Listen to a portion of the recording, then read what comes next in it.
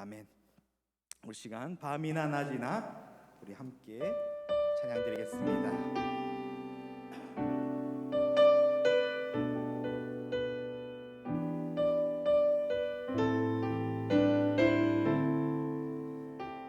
나의 소망 되신 주,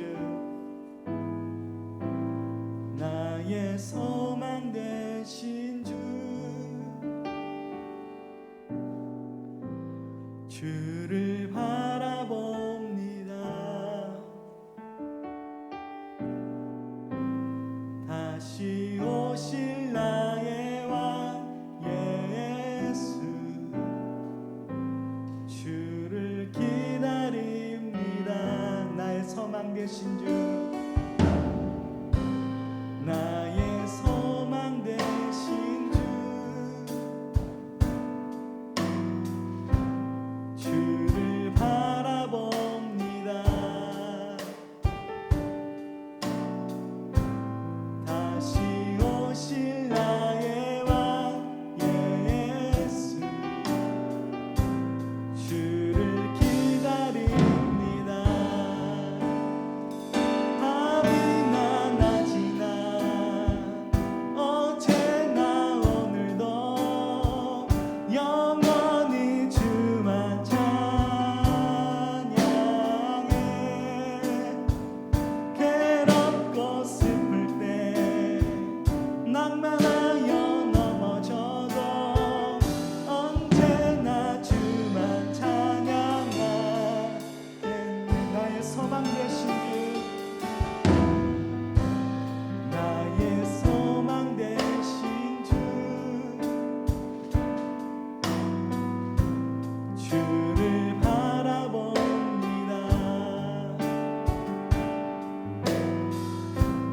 다시 오실 나의 왕 예수, 주를 기다립니다. 밤이나 낮이나 어제나 오늘도 영원히 주만 찬양해.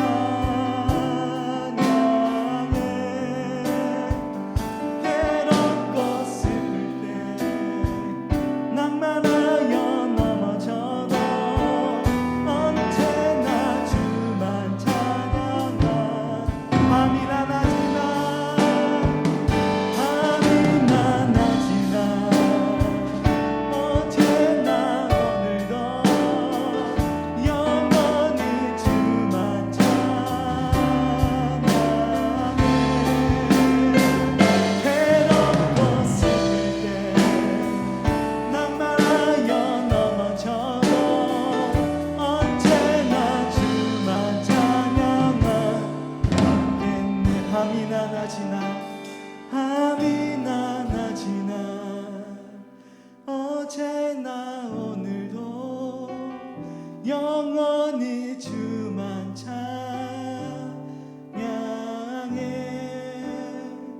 괴롭고 슬플 때 낭만하여 넘어져도 언제나 주만 찬양하겠네. 아멘. 우리 이 고백을 다해서 내가 매일 기쁘게 우리 기쁨으로 함께 찬양드리겠습니다.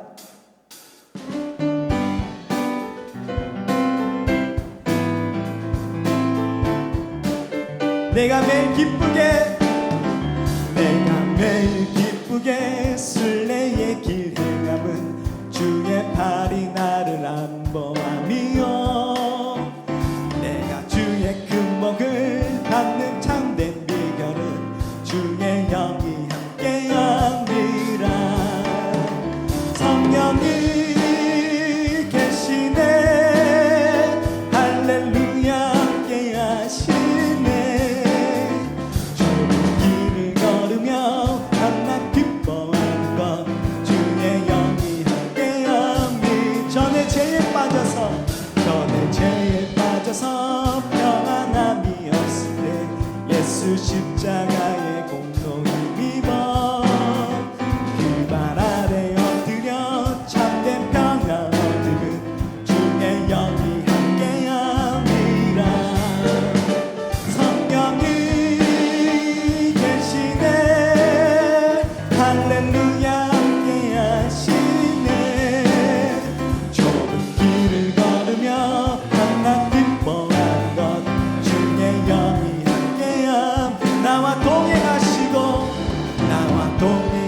아시고 모든 염려하시니 나는 숲의 새와 같이 기쁘다.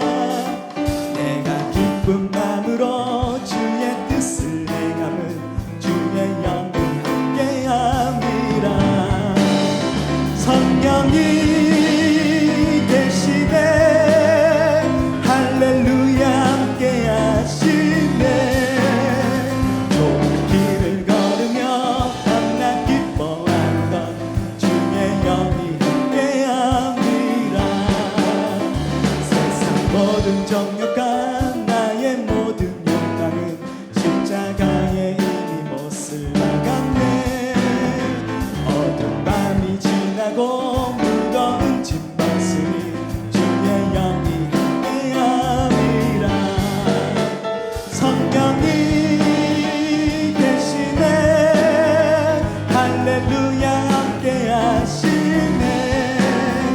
좋은 길을 걸으며 밤낮 기뻐하던 주의 영이 함께. 세상 모든 욕망 세상 모든 욕망과 나의 모든 정욕은 십자가에 이미 못을 박았네.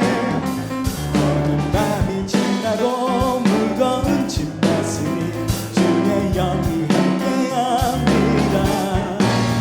성령이 계시네 할렐루야 함께하시네.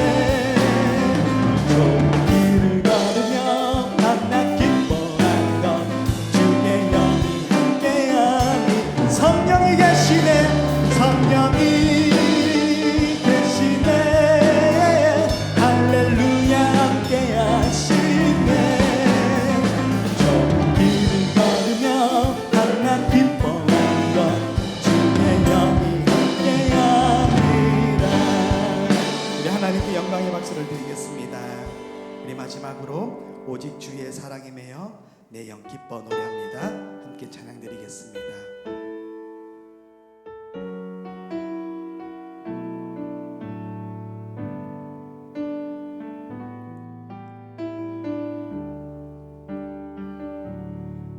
오직 주의 사랑에 매여 내 영 기뻐 노래합니다. 이 소망의 언덕 기쁨의 땅에서 주께 사랑드립니다. 오직 주의 임재 안에 갇혀 내 영 기뻐 찬양합니다. 이 소명의 언덕 거룩한 땅에서 주께 기쁘게 드립니다. 주께서 주신 모든 은혜 나는 말할 수 없네. 내 영혼 즐거이 주 따르렵니다. 주께 내 삶들이 오직 주의 사랑에 매여 오직 주의 사랑에 매여 내 영 기뻐 노래합니다. 이 소망의 언덕 기쁨의 땅에서 주께 사랑드립니다.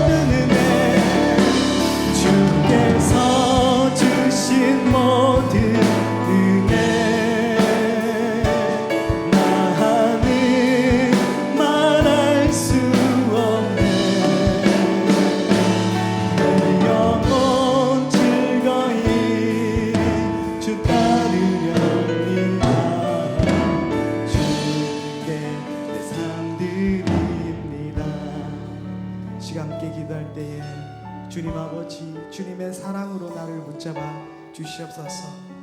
언제 어디에서든지 내 영혼 즐거이 주를 따르기 원합니다. 주님 나를 인도하여 주시옵소서. 우리 시간 주여 부르시며 함께 기도하도록 하겠습니다. 주여, 주님 아버지 은혜를 더하여 주시옵소서. 내 영혼 주님께서 주장하여 주시고 하나님의 은혜 가운데, 하나님의 능력 가운데 갈 수 있도록 인도하여 주시옵소서.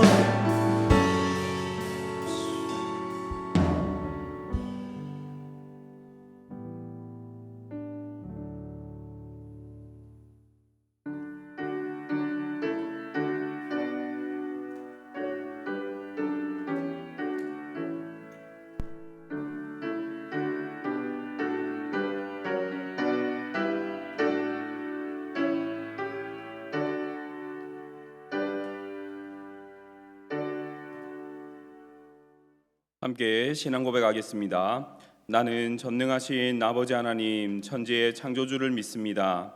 나는 그의 유일하신 아들 우리 주 예수 그리스도를 믿습니다.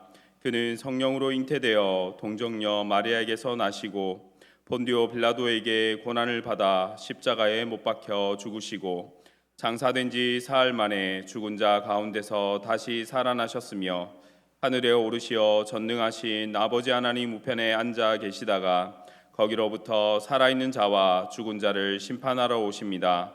나는 성령을 믿으며 거룩한 공교회와 성도의 교제와 죄를 용서받는 것과 몸의 부활과 영생을 믿습니다. 아멘. 찬송가 67장입니다. 찬송 후에 윤인숙 권사님 기도해 주시겠습니다.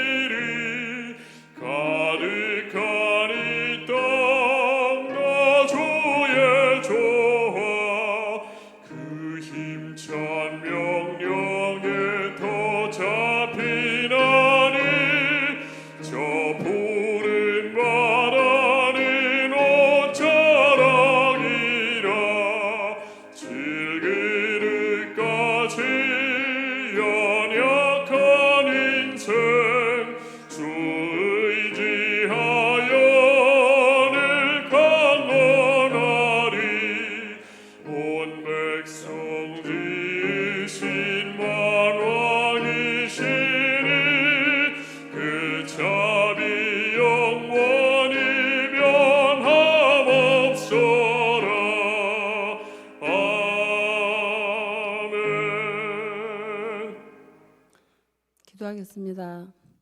참 좋으신 하나님, 주님의 은혜와 사랑을 감사합니다.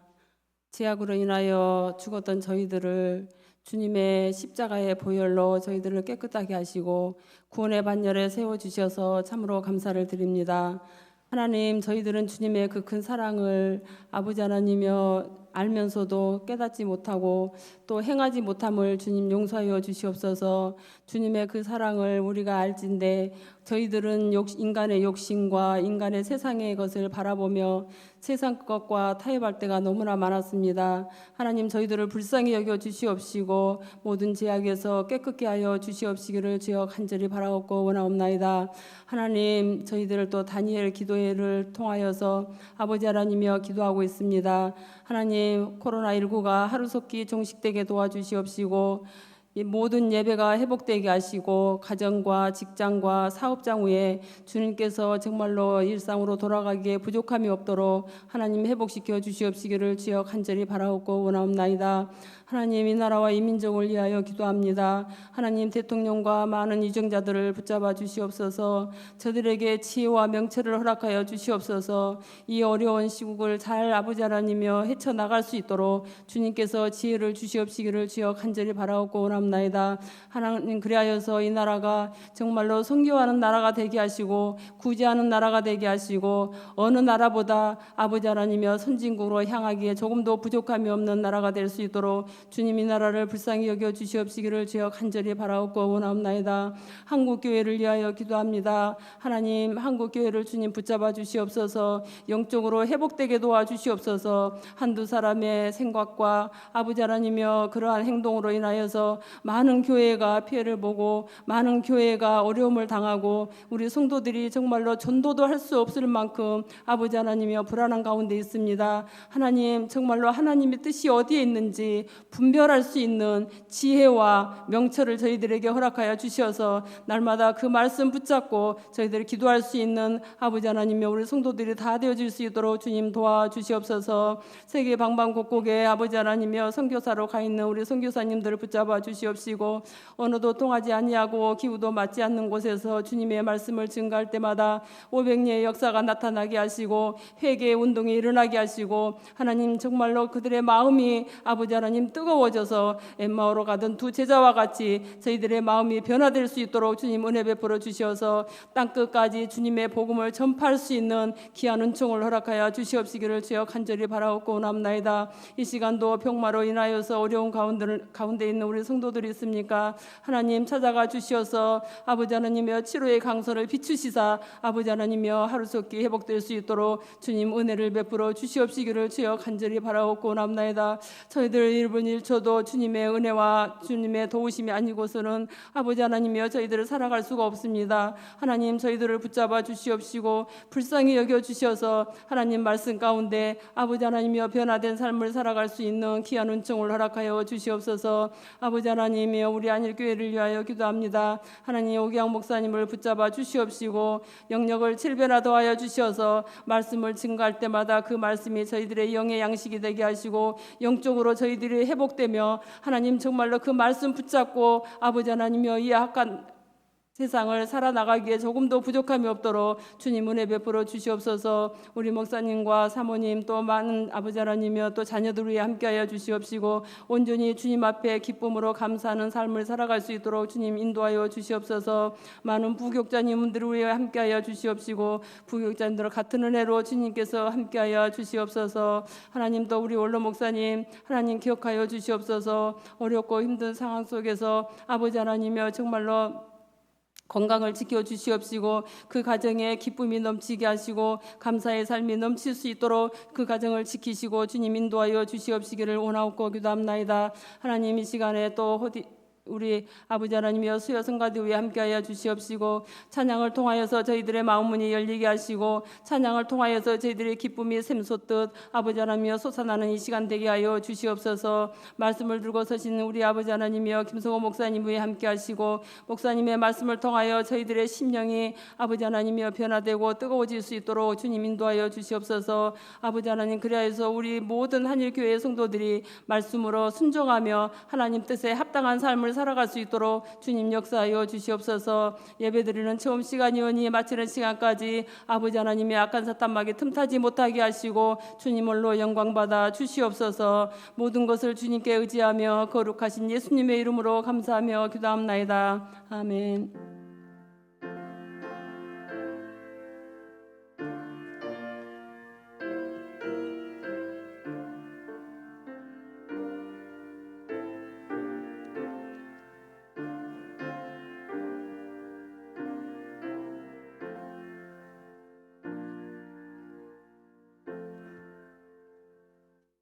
오늘 우리에게 주시는 하나님의 말씀은 창세기 1장 1절에서 5절 말씀입니다. 창세기 1장 1절에서 5절 말씀입니다. 제가 봉독하겠습니다. 태초에 하나님이 천지를 창조하시니라. 땅이 혼돈하고 공허하며 흑암이 깊음 위에 있고 하나님의 영은 수면 위에 운행하시니라. 하나님이 이르시되 빛이 있으라 하시니 빛이 있었고 빛이 하나님이 보시기에 좋았더라. 하나님이 빛과 어둠을 나누사 하나님이 빛을 낮이라 부르시고 어둠을 밤이라 부르시니라. 저녁이 되고 아침이 되니 이는 첫째 날이니라. 아멘. 수요 찬양대 하나님께 찬양으로 영광 올려 드리겠습니다.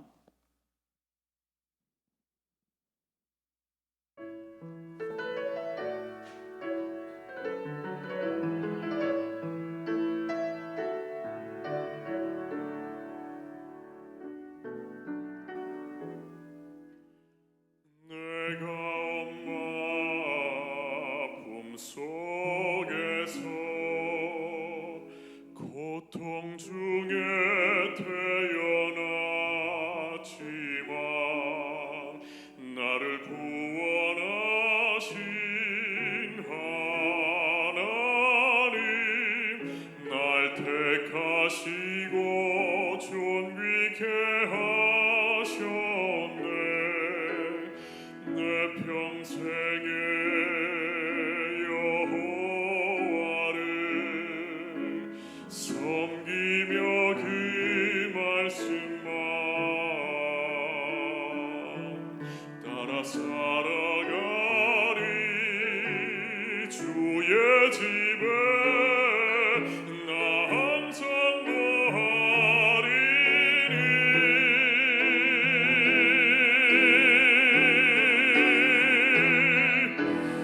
원컨대 주께서 나에게 복에 복을 더하사 나의 지경을 넓히시고 주의 손으로 나를 도우사 나로 환난을 벗어나 근심이 없게 하옵소서. 내가 전심으로 여호와께 구하였더니 내 하나님께서 들으시고 내 간구하는 모든 것 허락하셨도다.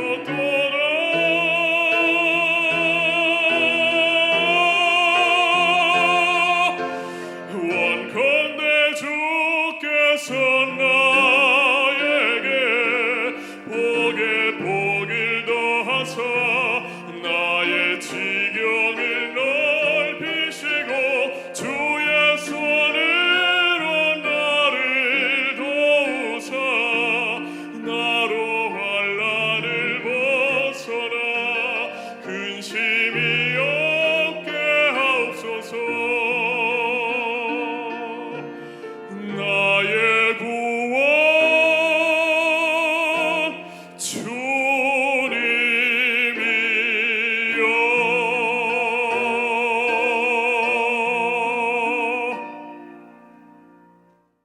아멘.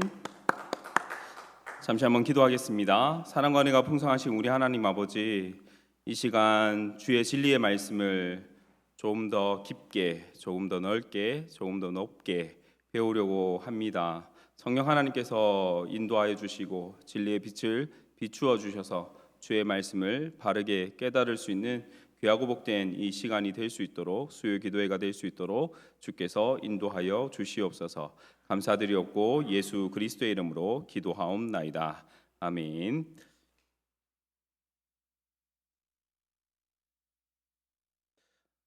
오늘은 대요리문답 제1부 4과 15에서 17문 창조에 대해서 우리가 보도록 하겠습니다. 창조에 대한 이 교리 설교를 준비하면서 제가 신학교를 다닐 때 교수님이 하셨던 말씀이 생각이 났습니다. 뭐냐면 창세기 1장을 믿으면 성경 모든 것을 다 믿을 수 있다라는 이야기입니다. 무슨 얘기겠습니까? 하나님께서 이 세상을 창조하셨다라는 그 사실을 믿게 되어지면 그 이후에 성경에서 나오는 모든 기적이든지 여러 가지 모든 일들에 대해서 우리가 믿을 수 있다라는 그런 말씀이셨습니다. 그래서 창세기 1장은 너무나 중요한 것이다 이렇게 생각을 했던 기억이 납니다. 제 15문부터 우리가 보도록 하겠습니다. 제 15문 문답을 우리가 같이 하도록 하겠습니다. 제가 질문하겠습니다. 창조의 사역이란 무엇인가?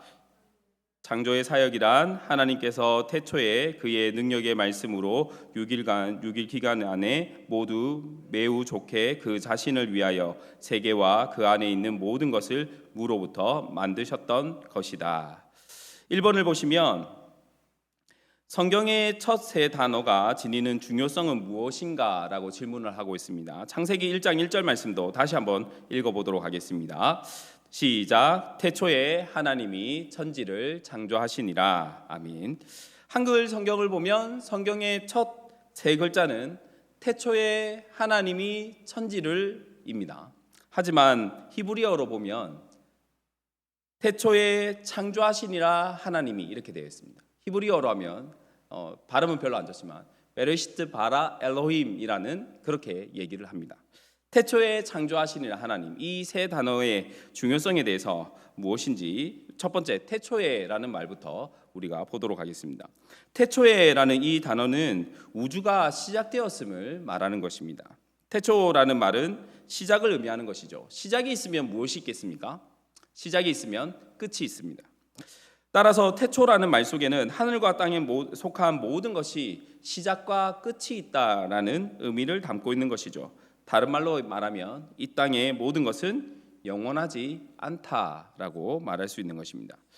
태초에라는 것을 가지고 그러면 태초에라는 우리가 잘 말하는 시간은 언제입니까? 라고 언제 그 태초라는 것이 있었습니까? 라고 질문한다면 무엇이라고 얘기할 수 있을까요? 17세기 아일랜드 사람이었던 제임스 어셔라는 사람이 있는데 이 사람은 성경의 연대기와 족보를 근거로 해서 주전 4004년이 창조의 시점이라고 말을 합니다. 그럼 정말 주전 4004년 전에 시간적으로 정확히 세상이 시작을 했는가라고 하면 그렇게 볼 수는 없습니다. 왜냐하면 어셔가 근거로 생각했던 성경의 족보가 그 족보 자체가 다른 모든 이 땅에 태어난 모든 사람들의 어떤 기록이 기입된 족보가 아니라 성경에 등장한 족보를 비교해 보면 마태복음과 누가복음의 족보만 비교해 보더라도 어디엔가 생략되어 있고 누락되어 있는 것을 보기 때문입니다. 그래서 어셔의 시도는 성경을 사랑하는 사람이라면 누구나 한 번쯤 시도해 볼 만한 일입니다. 저도 시도해 봤거든요. 네, 계산해 봤습니다. 족보대로 계산을 쭉 해봤어요. 네, 그런데 이거 헛된 일이구나라는 것을 알고 그만두었습니다.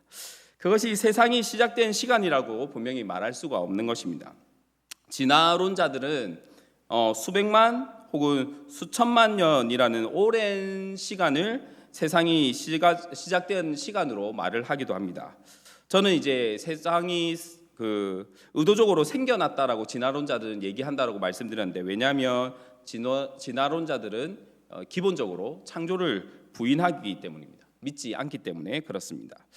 2번을 보시면 엿새 동안이라는 문구는 무엇을 의미하는가라고 질문을 합니다. 한번 이 구절에 한번 읽어보도록 하겠습니다.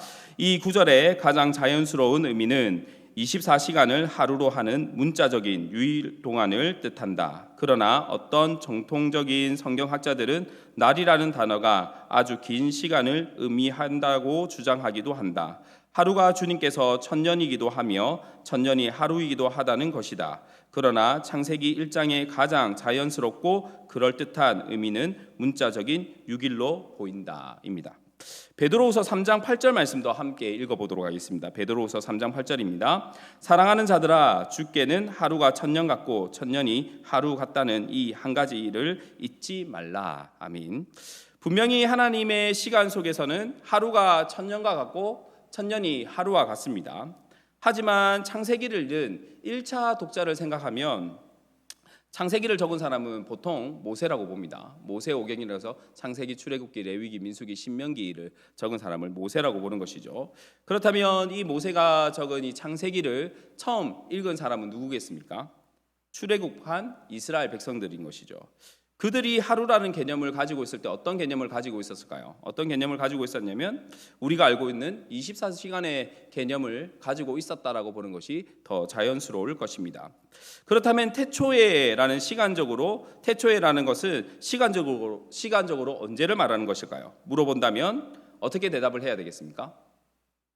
4004년 아니면 수백만 년, 수천 년 전 이렇게 얘기해야 되겠습니까?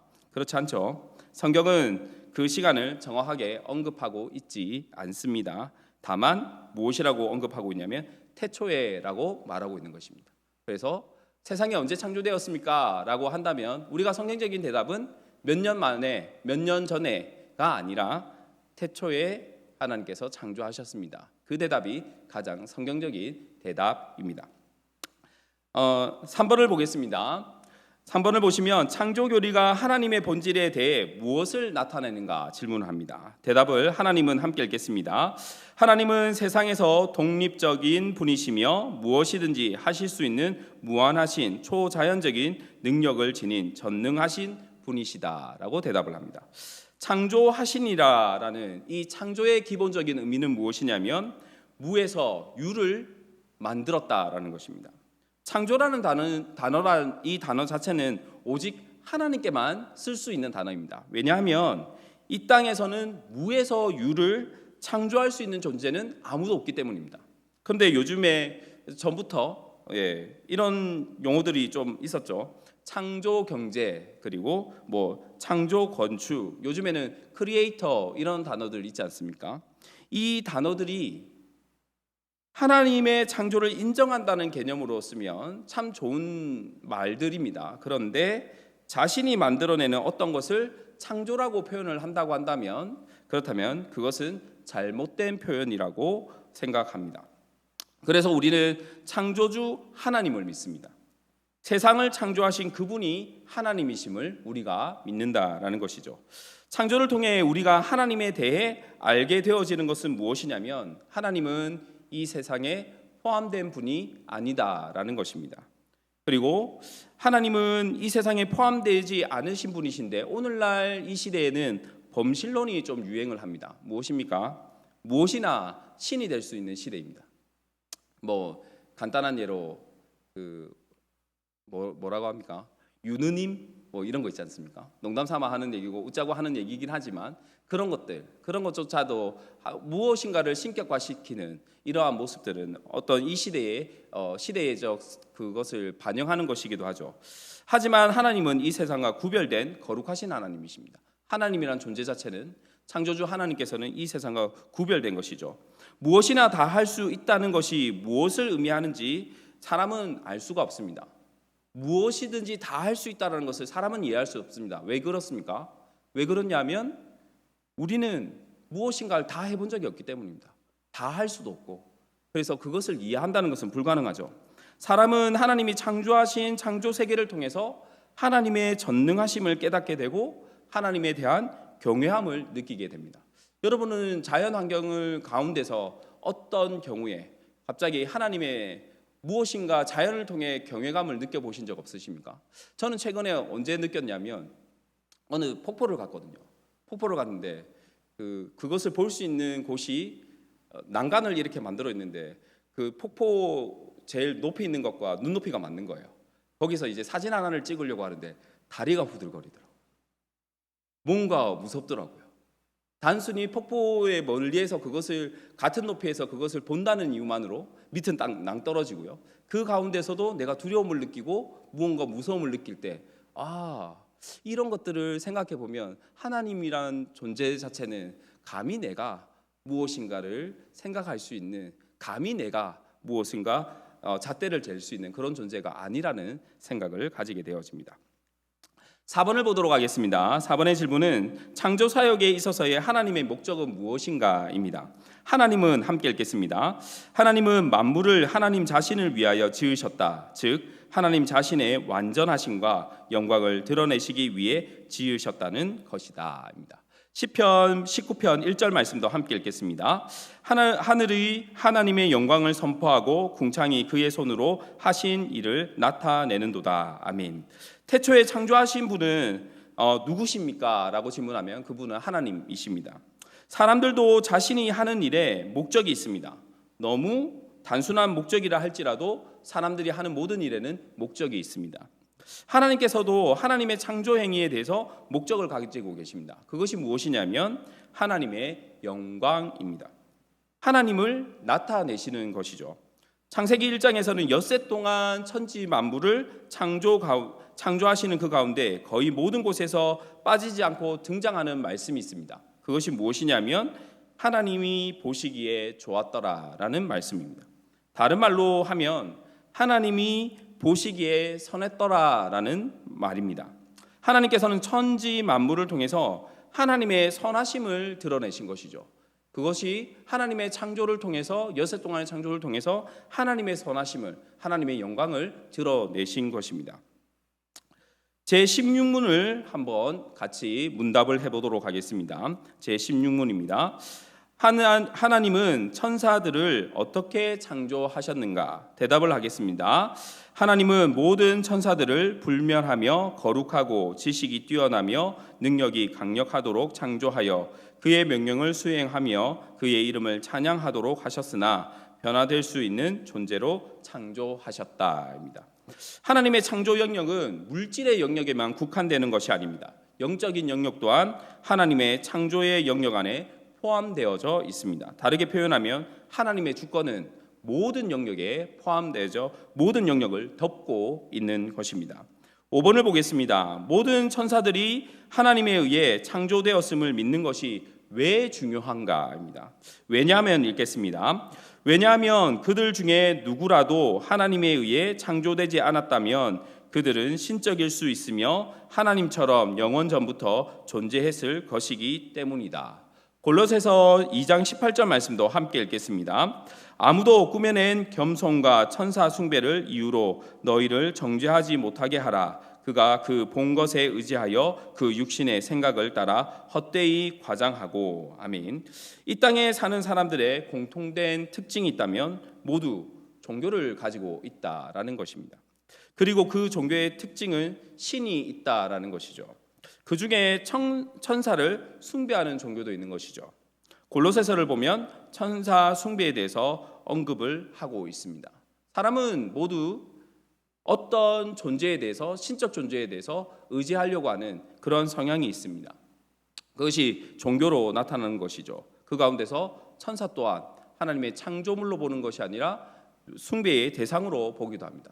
그래서 이 천사 또한 하나님의 창조물로 보는 것이 굉장히 중요한 것이죠.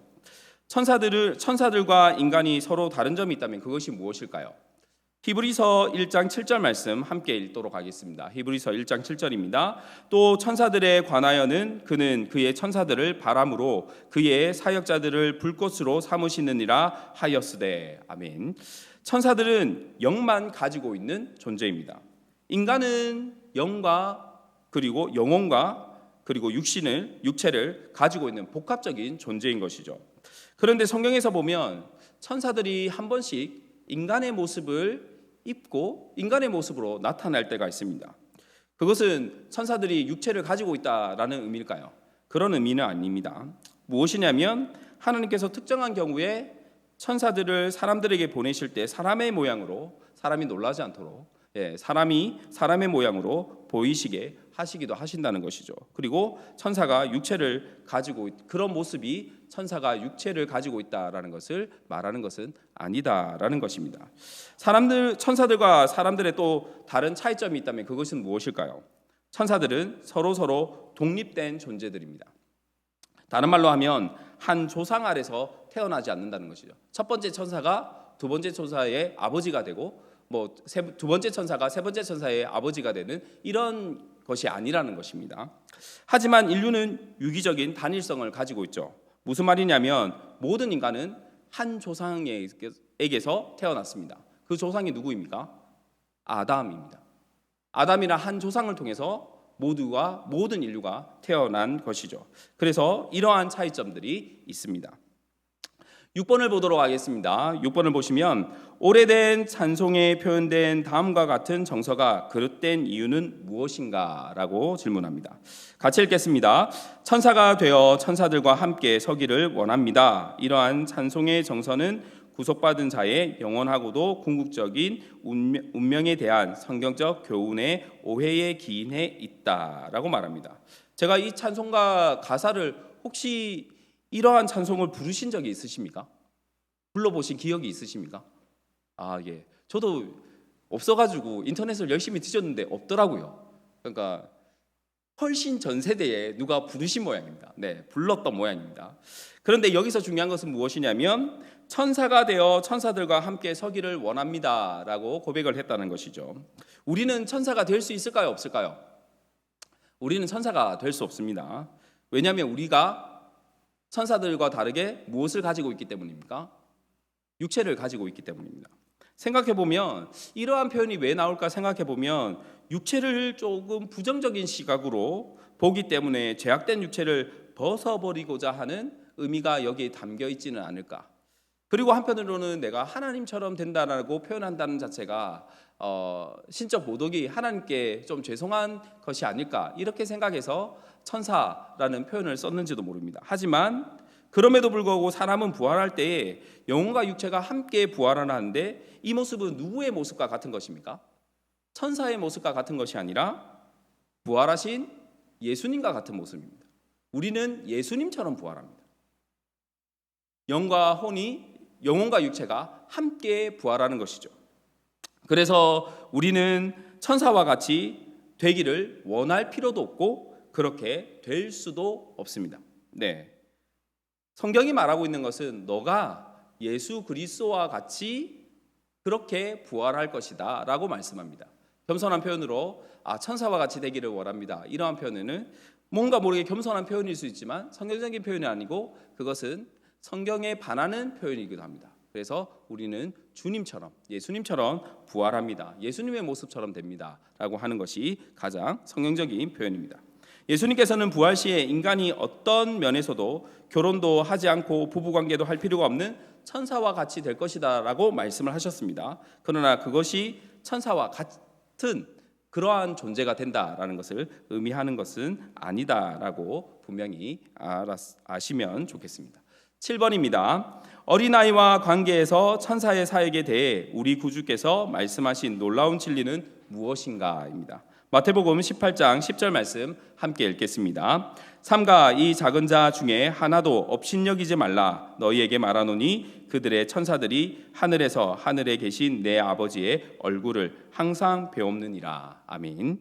각 사람에게는 수호천사가 있습니다. 여러분에게도 각자 수호천사가 있는 것이죠. 하나님의 지키는 수호천사가 있습니다. 유대인들은 수호천사를 숭배하는 잘못을 범하기도 했습니다. 이 천사 숭배를 한 것이죠.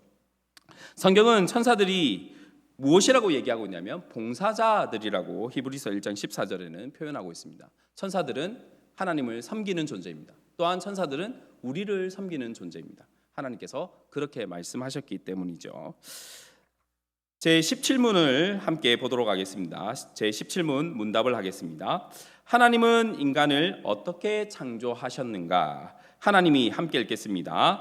하나님이 다른 모든 피조물을 만드신 후에 인간을 남자와 여자로 창조하였는데 남자의 육체는 땅의 흙으로 지었고 여자는 남자의 갈비뼈로 만들었고 그들에게 살아있고 합리적이며 불멸하는 영혼을 부여하고 그들을 지식과 의로움과 거룩함에서 그 자신의 형상대로 만들어 하나님의 법을 그들의 마음속에 기록하며 그것을 성취할 수 있는 힘을 주어 피조물을 다스리도록 하셨으나 타락할 수 있다라고 말합니다. 8번을 보시면 아담의 육체가 땅의 흙으로 만들어졌다는 사실이 중요한 이유는 무엇인가? 라고 질문합니다. 이는 함께 읽겠습니다. 이는 우리 육체가 땅의 흙과 같은 화학적인 요소로 구성되었음을 의미하며 화학적 분석을 통해 증명될 수 있음을 의미한다. 창세기 2장 7절 말씀도 함께 읽겠습니다. 여호와 하나님이 땅의 흙으로 사람을 지으시고 생기를 그 코에 불어넣으시니 사람이 생명이 되니라. 아멘. 우리의 육체가 땅의 흙과 같은 화학적 요소로 구성되었음을 의미하며 화학적 분석을 통해 증명될 수 있음을 의미한다라고 제가 참고하는 해설서에 그렇게 적혀 있어서 이렇게 적긴 했지만 하나님께서 우리를 흙으로 만드셨다는 그것을 창세기에 적으실 때 화학적 분석 때문에 이것을 적으셨을까 했을 때 좀 퀘스천 마크가 붙더라고요. 그러면서 한번 묵상해 봤습니다. 하나님께서 왜 흙으로 만드셨다는 이것을 왜 하나님께서는 우리에게 보이시는 걸까? 그런데 여러분 흙 장난을 혹시 해보신 적이 있으십니까? 흙으로 장난하다가 여러분 하나님께서 하시는 것처럼 여러분께서도 하신다고 생각해 보십시오. 흙으로 사람의 모양을 만들었습니다. 사람의 모양을 만들고요. 손에 이렇게 사람의 모양을 만든 것입니다. 그리고 나서 여러분이 그 코에다가 사람의 얼굴을 만들고 그 코를 만들고 콧구멍을 만들었습니다. 그리고 그 콧구멍에다가 여러분께서 바람을 후 하고 불어 넣었습니다. 그러면 이 흙은 어떻게 될까요? 날아가든지 흩어지든지 그렇게 되겠죠. 혹시나 여러분께서 후 불었는데 그것이 사람이 되었다. 그러면 저에게 알려주시기 바랍니다. 네. 사람은 그렇다는 거죠. 흙으로 만들었습니다. 그리고 후 불었습니다. 그렇게 되면 흙은 흩어지는 것이죠. 그런데 하나님께서 흙으로 사람을 지으시고 후 불니까 어떻게 되었습니까? 살아난 것이죠. 하나님의 전능하심을 다시 한번 묵상할 수 있는 그런 말씀이라는 생각이 들었습니다. 저는 후 하니까 날아가던데 하나님께서 후 하시니까 살아나더라는 거죠. 하나님은 생명이십니다. 하나님께서는 우리에게 생명을 주시고 우리와 함께 동행하길 원하시고 우리와 교제하길 원하시는 그러한 분이신 것이죠.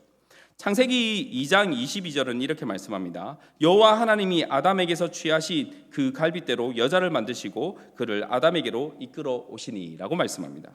하나님께서는 왜 하와도 흙으로 만들지 않으셨을까요?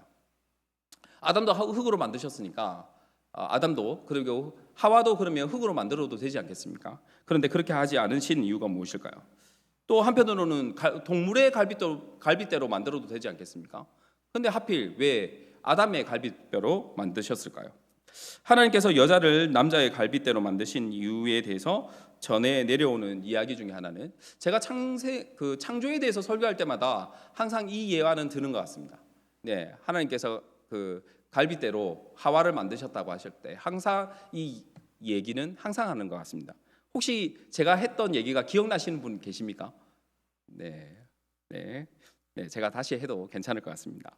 여자가 남자 위에 올라가지 못하도록 머리뼈에서 만들지 않으셨다.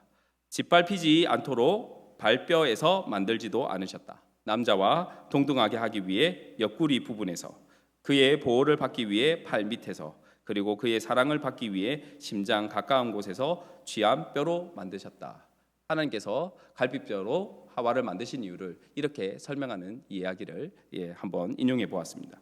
인류학적으로 보면 인류의 유기적 연합 때문이라고 말할 수가 있습니다. 인류의 하나의 기원을 가지게 하기 위하신 것이죠. 만약 하와가 또한 흙으로 만들어졌다면 아담과 하와 각각의 다른 혈통들이 생길 가능성이 있습니다.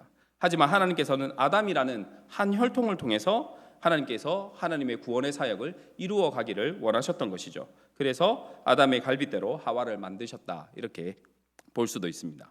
지금까지 육체적인 관점에서 사람의 창조를 보았다면 영적인 관점에서도 사람의 창조를 생각해 보아야 합니다. 우리는 하나님께 영혼을 받았습니다. 이 영혼은 사라지는 것일까요? 영원한 것일까요? 사라지지 않고 영원한 불멸한 영혼입니다. 그런데 어떤 사람들은 불멸의 영혼을 거부합니다. 지옥의 존재 자체를 인정하지 않는 사람도 있습니다. 이러한 주장을 하는 사람들 중심에는 죄에 대한 심판을 거부하는 마음이 있습니다. 육체는 흙으로, 영혼은 사라진다고 보니까 심판이 없어지는 것이죠. 그 결과 지옥도 필요 없는 것입니다. 그 결과 이 세상을 내 마음대로 살아가는 것이죠. 우리가 잘못 생각하고 있는 것 중에 하나가 무엇이냐면 악하게 사는 것은 자기 마음대로 사는 것이고, 그리고 착하게 사는 것은 자기 마음대로 살지 않는 것이다, 이렇게 생각하는 것이 있습니다. 이것은 좀 잘못된 생각입니다. 무엇이냐면 악하게 사는 것이 자기 마음대로 살아가는 것이라고 한다면 착하게 사는 것도 자기 마음대로 살아가는 하나의 모습일 수 있습니다. 하나님 없이 살아가는 악한 모습, 선한 모습, 이 모든 것은 죄악된 모습입니다. 우리가 잊지 않고 오해하지 말아야 될 것은 무엇이냐면 착하고 악하고의 문제가 아니라 하나님을 믿고 안 믿고, 그리고 하나님을 믿음으로 행하는 행동인가, 하나님을 믿지 않고 하는 행동인가, 이것을 가지고 우리는 죄악을 분별할 수 있어야 한다라는 것입니다. 9번을 보도록 하겠습니다. 인류는 오늘날에도 하나님의 형상을 지니고 있는가입니다. 그렇다 읽겠습니다.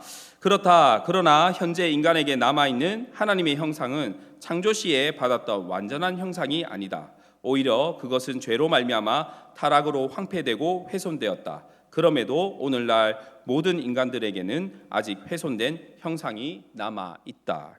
창세기 1장 27절 말씀도 함께 읽겠습니다. 하나님이 자기 형상 곧 하나님의 형상대로 사람을 창조하시되 남자와 여자를 창조하시고, 하나님의 형상을 먼저 생각해 보면 어떤 종교 같은 경우에는 하나님의 형상을 육체적으로 닮았다라고 생각하는 사람도 있습니다.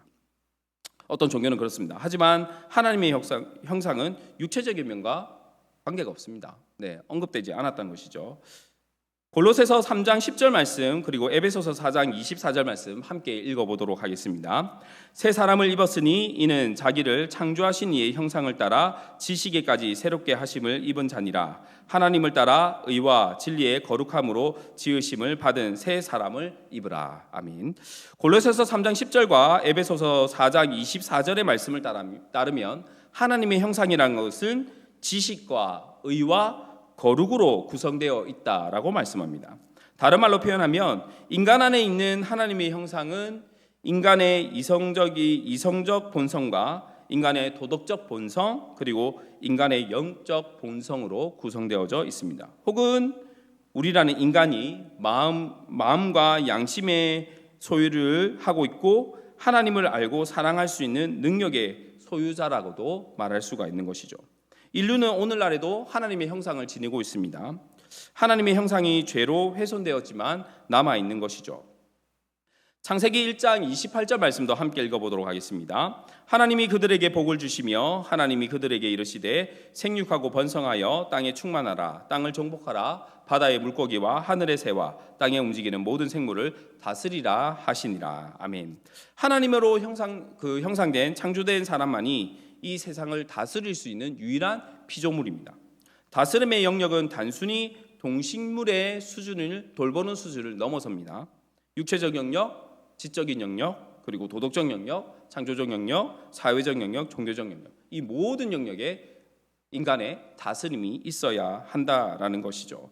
10번을 보도록 하겠습니다. 창조 시의 인간의 상태에 관해 결점이 없는 완전한 상태에서 결핍되어 있는 한 가지 요소는 무엇이었는가입니다. 하나님의, 함께 읽겠습니다. 하나님에 의해 창조된 인간은 타락할 가능성을 지니고 있었다. 즉 인류에게는 죄에 빠질 가능성이 있었다는 말이다. 따라서 창조 시의 인류의 상태는 도달 가능한 가장 최고의 상태가 아니었다는 말이다. 가장 최고의 상태는 더 이상 죄로부터 구속할 필요가 없는 영광의 상태이다입니다. 타락할 가능성, 이것이 무엇일까요? 우리가 많이 들어본 자유의지 부분입니다. 선택할 수 있는 자유가 있다면 그 선택에 대한 무엇도 있겠습니까? 책임도 있는 것이죠. 그리고 사람은 선택을 하였습니다. 무엇을 선택한 것입니까? 타락을 선택한 것이죠. 그래서 우리는 지금까지 타락한 존재로서 죽음을 항상 가지고 있는 것입니다. 그렇다면 하나님께서 타락할 가능성을 가지게끔 사람을 창조하셨으니까 하나님께서 불의한 분이십니까?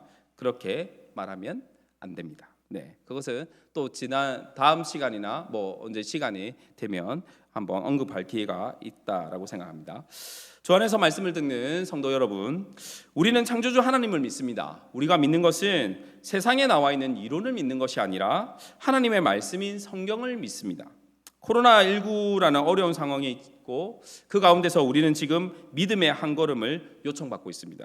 한 걸음 앞에는 낭떠러지 같고 그리고 절벽 같지만 우리가 바라보아야 할 것은 창조주 하나님을 바라보는 것입니다. 창조주 하나님께서 우리의 길을 바른 길로, 복된 길로 이끌어 주실 것을 믿고 그분을 따르는 것이죠.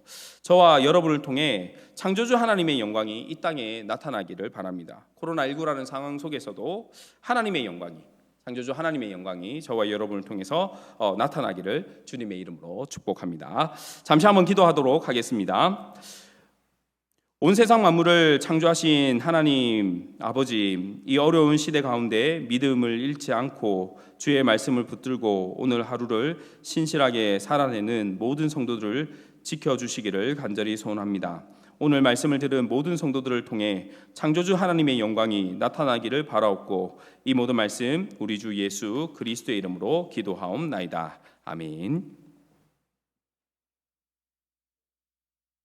68장 찬송입니다.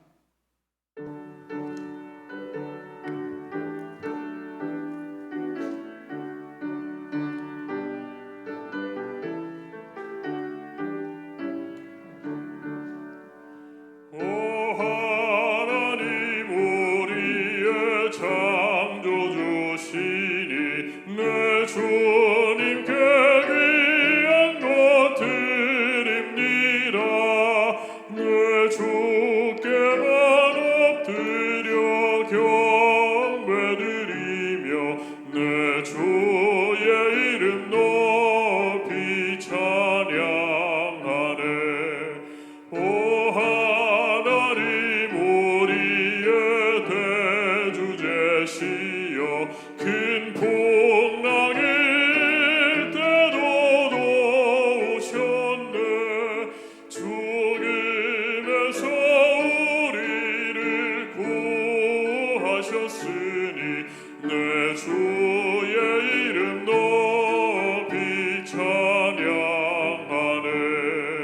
주 하나님 이름을 함께 높이며 대주제께 영광을 돌리오리.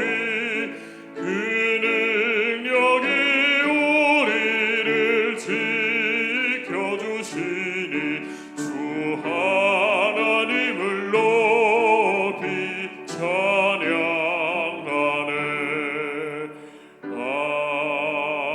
아멘. 오늘도 각 가정에서 하나님의 말씀을 사모하여 모이신 우리 모든 성도님들의 가정 위에 우리 하나님의 은혜와 평강이 함께 하시기를 축복합니다. 요즘 환절기 때에 또 더욱더 건강하시기를 바라고 여러 가지 또 어려움들을 잘 이겨내는 그런 믿음의 경주 잘 감당하시기를 축복합니다. 지금 현재 제16차 다니엘 기도회가 진행 중에 있습니다. 많이들 참여해 주시기를 바랍니다. 마지막 토요일까지 우리가 각 가정에서 특별히 우리 자녀들과 함께 감당을 하신다면 우리 가정에 참 유익한 시간이 될 줄로 생각을 합니다.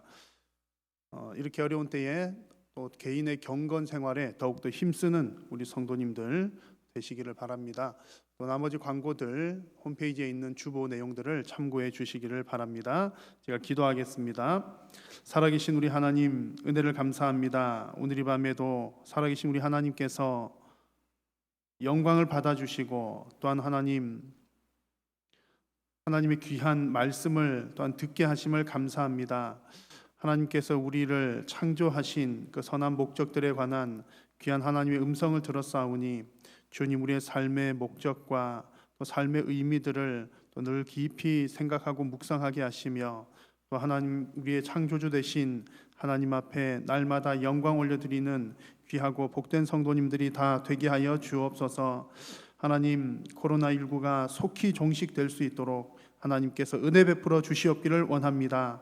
하나님 이 세상의 모든 역사들은 하나님의 주권 아래 있는 줄로 믿사오니 살아계신 하나님께서 속히 이 일을 종식시켜 주시어서 우리의 모든 일상과 예배가 회복되게 하여 주시고 또한 주님 간절히 구하는 것처럼 사랑하는 우리 성도님들의 가정에 또 회복되어야 할 모든 기도의 제목들이 주님 앞에서 응답받아 정말 하나님의 놀라운 회복의 역사를 경험하는 우리 모든 성도님들이 되게 하여 주옵소서.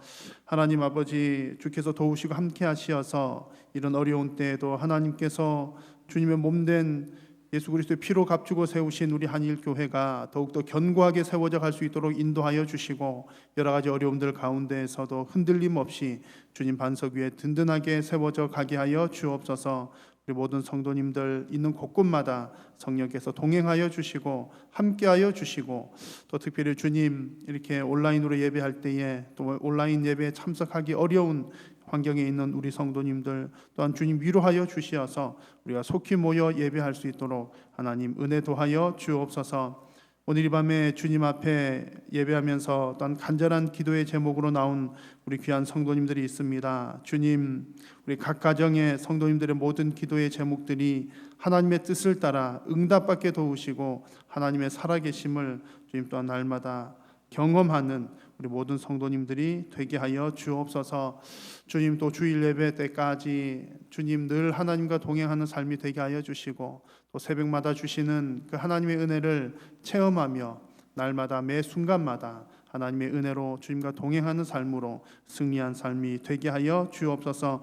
오늘 이 시간도 주께서 은혜 베풀어 주시고 또한 영광 받아 주심을 감사드리오며 우리 구주 예수님의 이름으로 기도드립니다. 아멘. 하늘에 계신 우리 아버지여, 이름이 거룩히 여김을 받으시오며 나라가 임하시오며 뜻이 하늘에서 이루어진 것 같이 땅에서도 이루어지이다. 오늘 우리에게 일용할 양식을 주시옵고 우리가 우리에게 죄 지은 자를 사하여 준 것 같이 우리 죄를 사하여 주시옵고 우리를 시험에 들게 하지 마시옵고 다만 악에서 구하시옵소서. 나라와 권세와 영광이 아버지께 영원히 있사옵나이다. 아멘.